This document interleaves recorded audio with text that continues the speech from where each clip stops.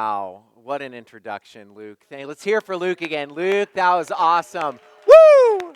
That's awesome. You'll find out what I'm going to talk about. Who know? I don't even know. They just gave me a microphone. No, just joking. Well, hey, like I said, welcome to Blackhawk Cam, our college-age ministry. My name is Michael. I'm the pastor of Cam here. So I'm in the right place, which is great.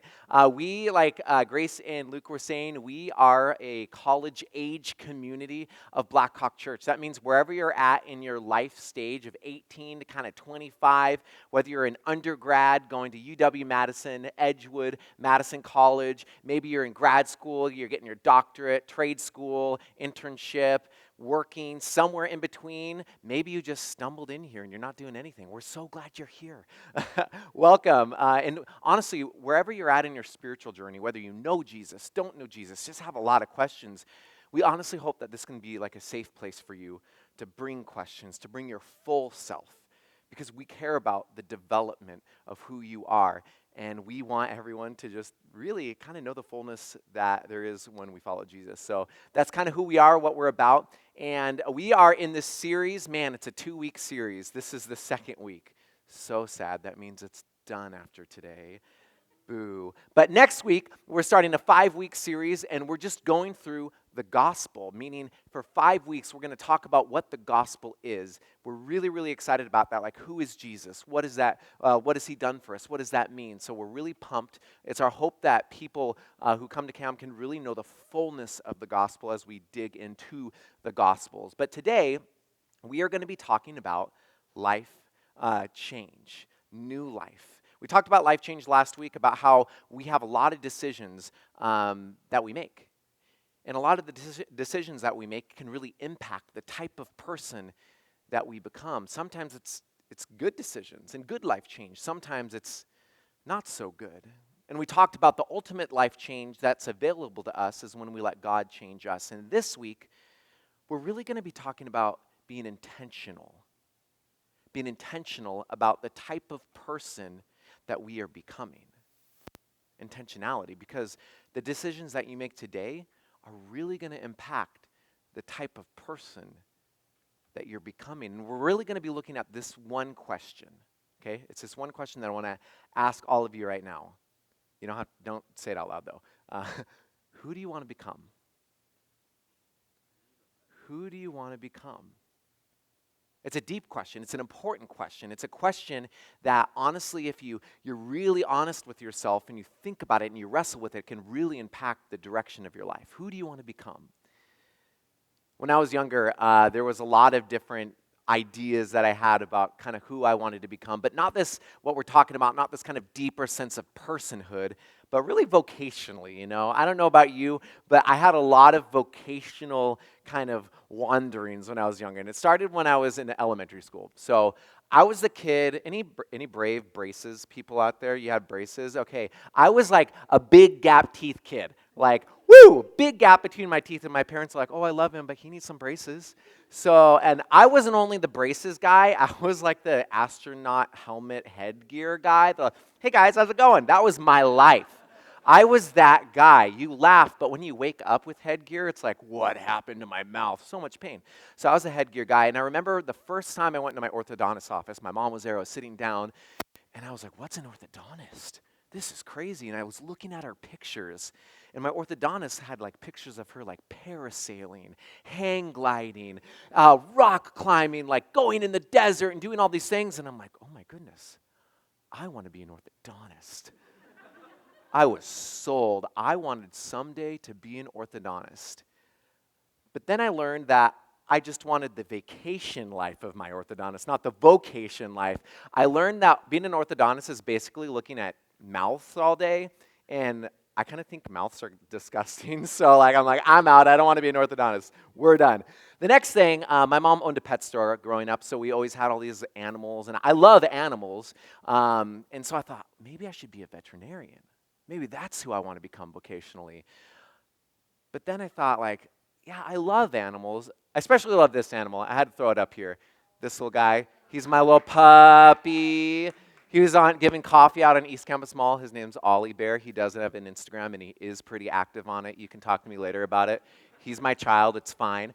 I love Ollie, but when I was younger, I thought, like, I don't know if I really love animals. I like them. I don't know if I like them. I kind of like people more. Plus, you don't really have to pick up people's poop. If you have to pick up people's poop, then let's talk, because I don't know what your life is. Maybe there's a kid in, I don't know. But I thought, no, I'm out. I don't want to be a veterinarian. So then my best friend in high school was like, Michael, I'm going to join the tennis team. You got to join the tennis team. His name was Michael, too. I said, Michael, I'm in. I got a tennis racket. I got the tennis gear. And I'm like, so how do you kind of play tennis? And he showed me, and I'm practicing with everyone. But listen, you sweat a lot. And I was not into sweating a lot. So I thought, I'm not going to be a professional tennis player. I'm done. The next thing, I was told I had a good voice when I was younger. So I'm like, oh, does that mean I should become a professional singer? I'm not joking. For like a year, I thought, I'm going to be a professional singer. I'm going to be like, I don't know, I almost said the male version of Taylor Swift, which is a weird thing to say up here. But I had these dreams of being a professional singer, but then I started talking to people and I thought, oh, that's kind of hard. Is there an easy way to do it? And they're like, nah, it's like pretty difficult. And I thought, well, I'm kind of lazy, so I'm out. And then the last thing I thought before I eventually became a pastor was, you know what? I'm going to become a doctor. I am totally going to become a doctor. There are doctors in this room, and you're awesome if you're a doctor. There's people who want to be a doctor someday. There's people studying to be in some type of a medical field. But I honestly, for a year, I'm like, I'm going to be a doctor. So I took the math classes. I took the science classes. I learned that I'm bad at the math classes and I'm bad at the science classes. And not only that, I'm the guy that when I see blood, I have to both pass out and run as fast as I can at the same time, which isn't a pretty thing. So I thought, maybe I shouldn't become a doctor. Throughout my life, there have been so many ideas about so many different types of people that I can become, so many different decisions that I can make. But I don't want to talk about vocation because that's kind of what we can do. What I want to talk about is who we're going to be. That inward character, motivation part of you, the type of person that when it's your funeral, what people are saying about you. I'm talking about who you're going to be. Who do you want to become? Who do you want to become? Because answering this question will change your life. Who is it? Jesus, he was all about transformation, becoming, being transformed. Here's a Bible verse about transformation, Romans 12:2. Do not conform to the pattern of this world, but be transformed by the renewing of your mind. Then you will be able to test and approve what God's will is, his good, pleasing, and perfect will. Who do you want to become? Jesus is saying, I want you to, or Paul through Jesus, I want you to have a renewed mind. I want you to become a transformed person. In the college age, wherever you're at in this college age, man, this is such an important time to ask these questions, because when you ask these questions, honestly, who do I want to become? Man, that changes everything. So I want to talk about it. I want to talk about the type of person that Jesus is encouraging us to become. And for that, I want to talk about 3 different type of people out there. 3 different type of people that we can often fall into becoming if we're not careful. The first is what I like to call a boat person. That was great timing. Oh my gosh. Wow, Ben Dash. That was awesome. A boat person. I almost had you do it again, but we're not going to try it. A boat person. So here's a picture. Here's a different picture about a boat. So I love a sailboat. I grew up on the West Coast, and my uncle, he had a sailboat, and he would take me out on his sailboat. And I don't know if you've been on a sailboat. There are some on the Great Lakes, I think. But on the West Coast, I would go on these sailboats. And one time there was like a big gray whale when we were sailing 15 feet from us. And I'm like, oh my gosh, it's bigger than this boat. It's so crazy. I love a sailboat. Here's the thing about a sailboat. A boat person, or a sailboat, it goes wherever the wind takes it. It doesn't really necessarily rely on a motor like a lot of different boats, but this boat, it props up this sail, and when the wind blows, the sailboat just takes off. And the sailboat, it's so cool. It goes in the direction that the wind is taking it. And if wind is going fast, that sailboat takes off. Sailboats are pretty awesome. But sailboats, they're very dependent because a sailboat is fully reliant on wind. In fact, a sailboat can't go anywhere without the wind taking it somewhere. It's super reliant on wind. Here's my question for you. Where is the wind taking you in life? Where's the wind blowing right now at UW-Madison, Madison College, at your work? What I mean by that is, what direction is the influence of the people that you're around taking you? Where's that wind blowing? You see, a boat person is super sensitive. They set up their sail and they just want to go where the wind's blowing. A party, I'm there. A type of a friendship, I'm there. A relationship, I'm there. You see, a boat person deeply wants to be influenced by the wind because a boat person needs acceptance. A boat person needs this sense of belonging. And if a boat person doesn't get this sense of belonging, wow, it's devastating. What's the purpose? What's the point? A boat person is dependent on what other people think about them. Now, I want to be honest. There has been so many times in my life where I've been a boat person. I have set up my sail and I'm like, I just want a friend. I want to be accepted. And I don't care where I'm getting it. I'm going to set up my sail. And what happens is if my convictions were like an anchor, I just kind of pull up my convictions and I'm like, all right, influence, take me. Friends, take me. I'll go anywhere. I'll do anything. I want to be whatever you want me to be. I'm a boat person. But remember what Paul said? He said this. He said, do not conform to the pattern of this world, but be transformed by the renewing of your mind. Then you will be able to test and approve what God's will is, his good, pleasing, and perfect will. Paul is saying that when you don't conform to the patterns of this world, when you're transformed by the renewing of your mind, then in Ephesians, Paul says this is what will happen. Then we will no longer be infants, tossed back and forth by the waves and blown here and there by every wind of teaching and by the cunning and craftiness of people in their deceitful scheming. Wow. Listen, people and parties, they're not bad. What's hard and what can be challenging and not the best for us is when we pull up our anchor of convictions and we say, wind, blow me wherever, I'll do whatever. Then we can be blown into some pretty dangerous places. That's a boat person. The next person I want to talk about is a beach person. You killed it. There you go. You're the man. That's awesome. He does it for free, too. A beach person. Here's a picture of a beach. We all know what a beach looks like. I love a beach. I'm going to be really honest. I'm a beach person. I actually went to grad school in California for the sole reason, I am not joking, of being next to this thing. I'm not kidding. Talk about, being sold out for the beach. I love a beach. Honestly, there is nothing better in my book than surfing all day. I don't know if you've been surfing. It's awesome. I'm actually really bad at it, but I still try to do it as much as I can. There's nothing better than surfing and then looking at the sunset when you're done. It's awesome. There's nothing better than playing spike ball all day on a beach. There's nothing better than laying on a hot sandy beach. You guys are be quiet, it's getting cold right now and we're in Wisconsin. I'm still going, people.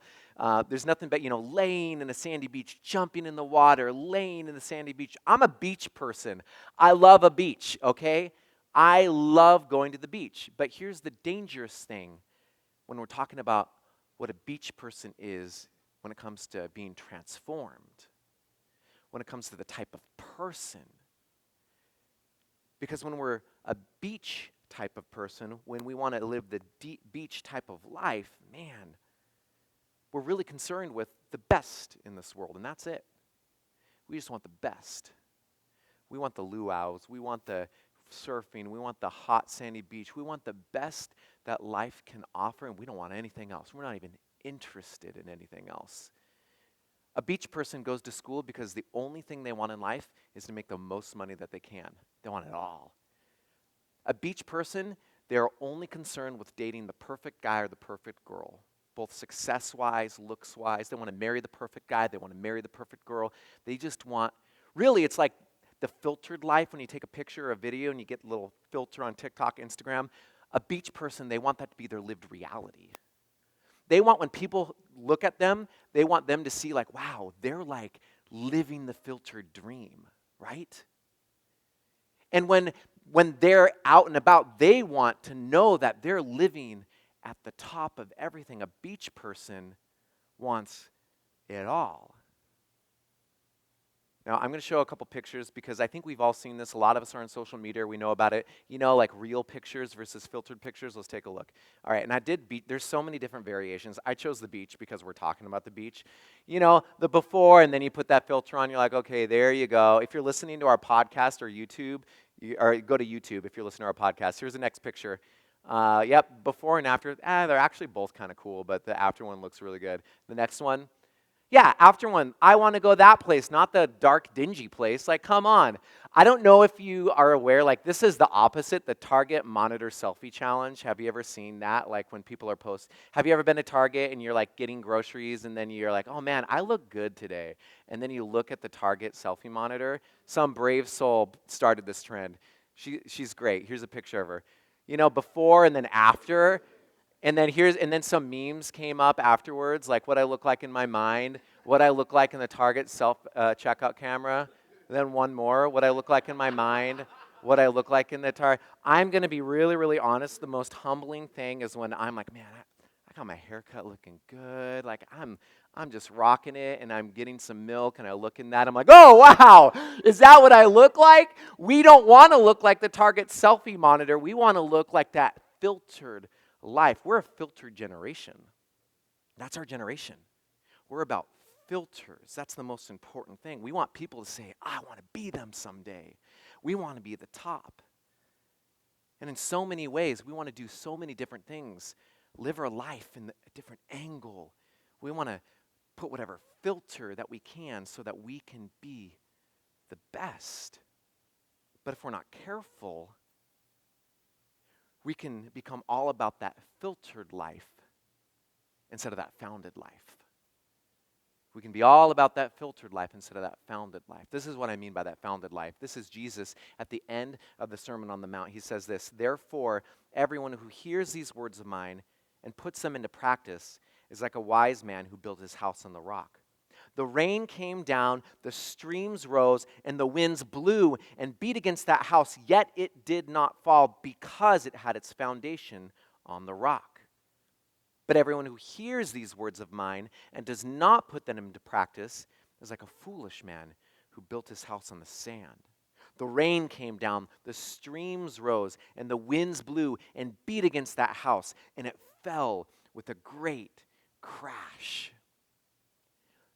Now, when Jesus was saying this, he was by the Sea of Galilee. There was kind of like a mount that he was standing on. There was a lot of people.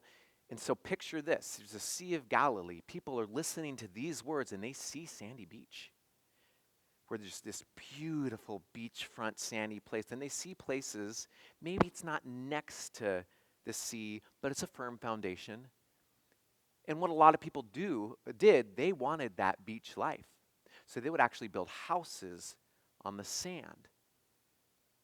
You know, the smart thing for them to do, and everyone knew this, was to go to the firm foundation and build your house, or to dig down deep where there's kind of more bedrock, but they didn't want to do that because they wanted the easy, the quick. They wanted to just slap a filter on it. They wanted the best, and they didn't want to do the work for it. The outside, they wanted to look good, but the inside, nah, we don't care. And when Jesus said this, it was not a surprise. When the winds and the streams and the wave, when the storms come, those houses that don't have a good foundation, they fall. They crumble because they chose the filtered life instead of the founded life. They chose that filtered life. Now, I love the beach.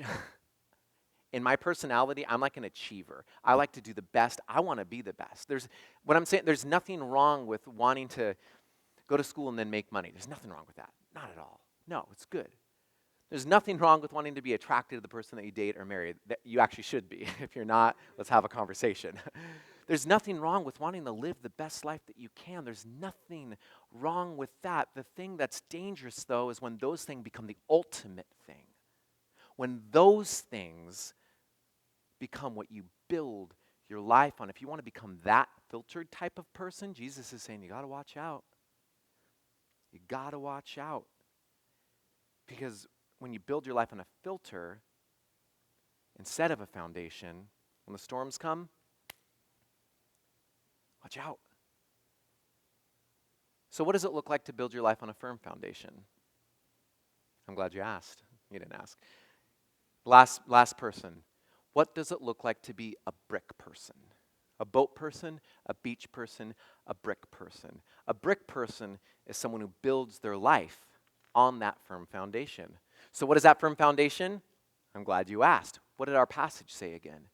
Our passage said, therefore, everyone who hears these words of mine, and puts them into practice is like a wise man who built his house on the rock. If you hear Jesus' words and put them into practice. This was at the end of the Sermon on the Mount, so in that context, he just gave like the best sermon that was ever given, and he's saying, don't let these words go to waste. Hear the words that I said, put them into practice, and when we kind of take a bigger scheme out, when we look at the Word of God and we see what it means for our context in our lives today, and when we hear them, and when we put those words into practice, word by word, brick by brick, and when we build our lives on the foundation of God, that is what it looks like to be a brick person.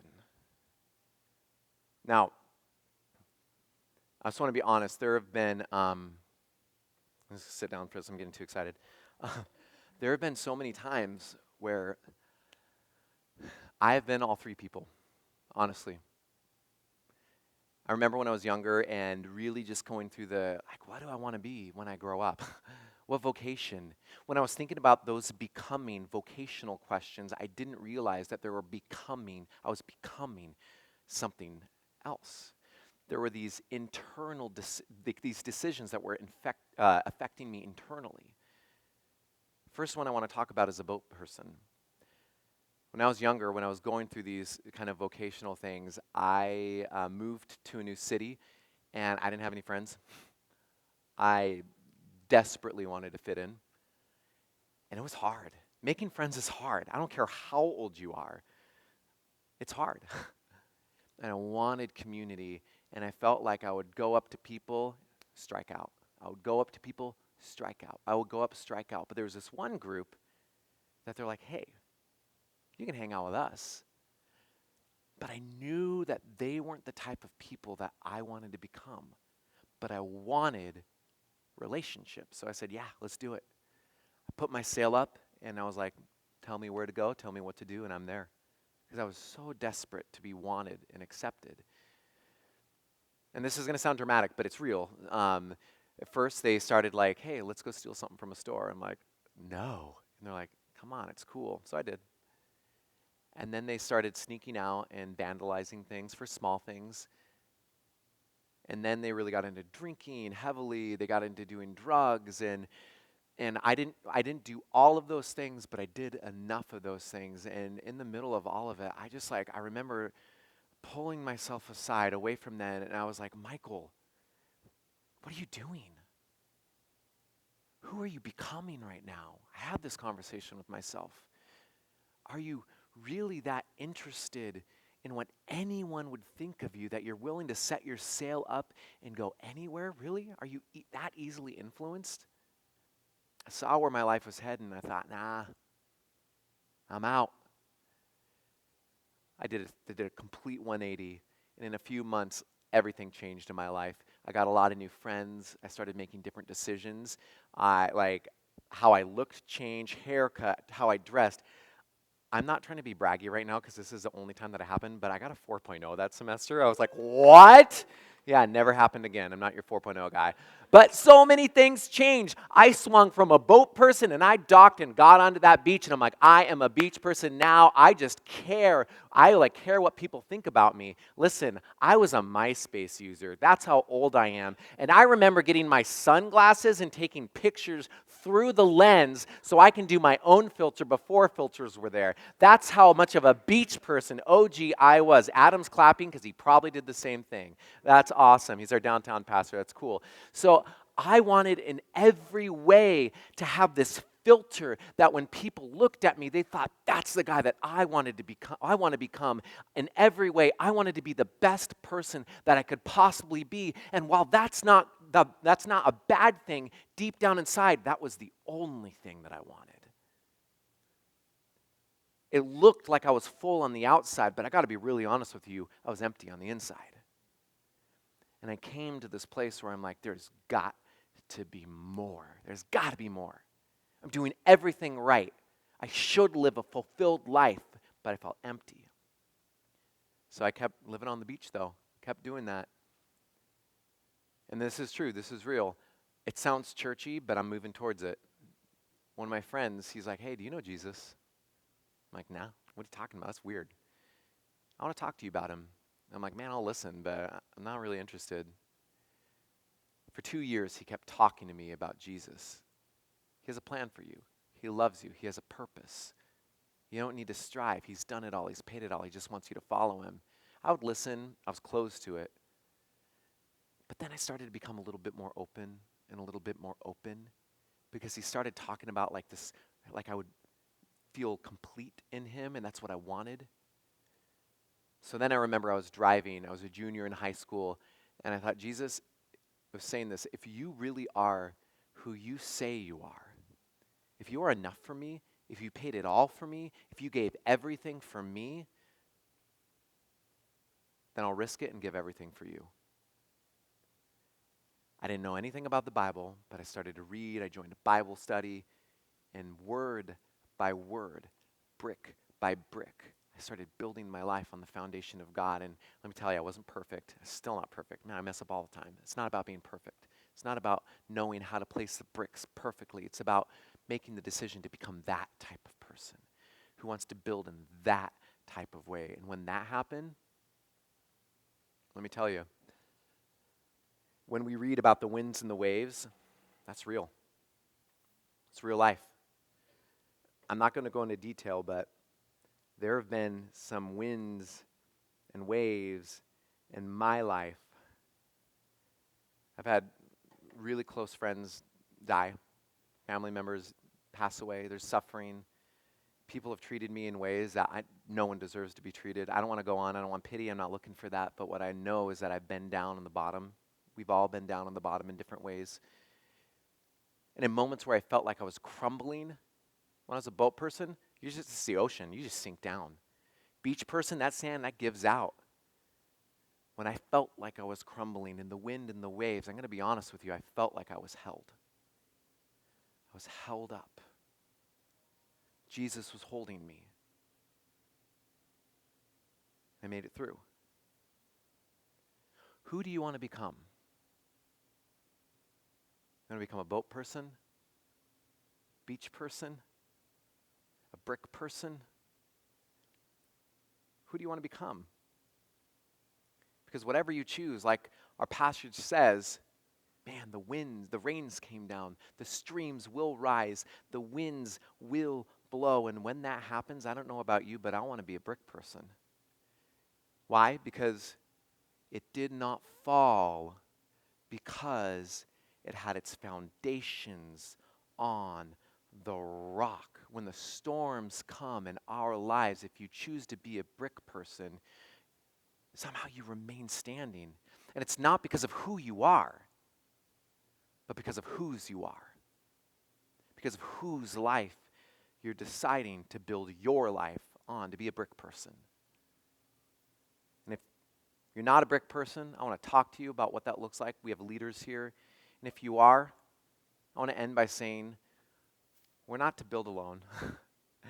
We're not to build our house, our lives, brick by ourselves. We're meant to do it in community. That's why at CAM and at Blackhawk, you're going to hear us say this. We want you to join a community group. Not so that you can join one of our groups, but because we care about your development, who you're becoming, your transformation, and we feel like that's one of the best places that we've seen transformation happen. We want you to get connected to a group, whether it's CAM or a different campus ministry group, but somewhere where you feel like you are being challenged and grown as a disciple in Christ. If you're not going to church on Sunday, man, we want you to come to Blackhawk downtown or any church. We meet at 9 a.m. and 10:45 right here. It's awesome. Wherever you're at, we want to encourage you, whatever it looks like in your context, to link arms with someone and be a brick person, to look at God's word and word by word, brick by brick, build your life. Let's pray. God, there are so many different ways that we can build. There's so many different lives out there that we can kind of live, so many different types of people that we can become. And I pray that you help us.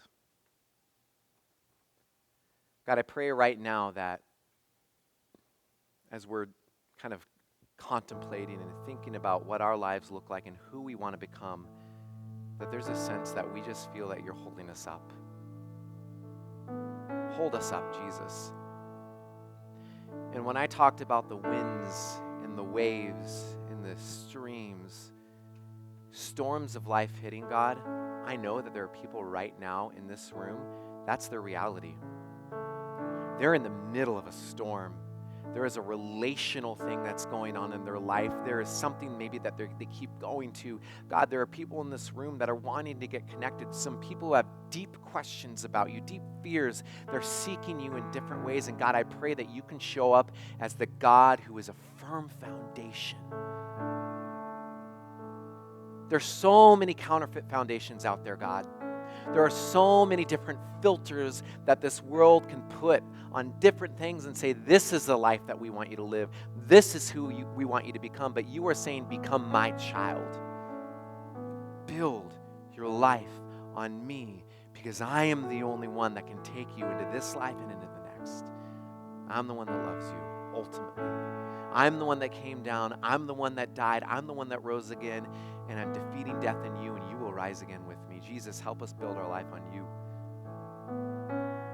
Wherever we're at, we give our lives to you, Jesus. And we just create this time afterwards as a safe place for us to just encounter you wherever we're at. Because you are a God who loves. You are a God who cares. And you are the God who helps lift the bricks and helps us build. In your name we pray.